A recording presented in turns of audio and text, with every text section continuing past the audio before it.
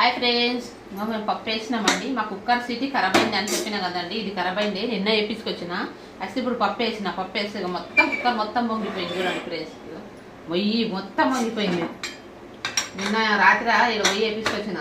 ఏది కూర చేయాలన్నా అని ఇది చేయాలంటే చాలా ఇబ్బంది అయింది. అందుకని ఖరాబ్ అయిపోయింది. దగ్గర పెట్టు. ఇప్పుడు దీన్ని రుబ్బాలి. చూడండి, పప్పులే కుక్కర్లో వేస్తే మాత్రం తొందరగా ఉడుకుతుందండి. నిజంగా ఉత్తగా అయితే గంట సేపు దాకా ఉడకది.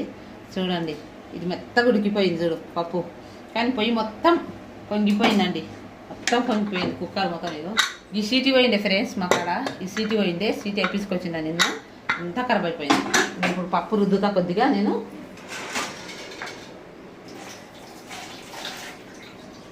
అన్నం అయితే వండేసిన ఫ్రెండ్స్, నేను అన్నం చేసేసిన. ఇంక ఇక్కడ మా పాప నీళ్ళు పెట్టుకున్నది.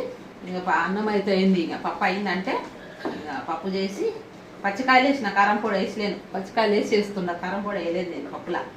ఎందుకంటే పచ్చికాయలు లేక చాలా రోజులు అవుతుంది, అందుకే పచ్చికాయలు వేసేసిన పప్పు కారం. చాలా చూడండి ఎంత మెత్తగా ఉడికింది పప్పు, మాత్రము చాలా మెత్తగా ఉడికిందండి.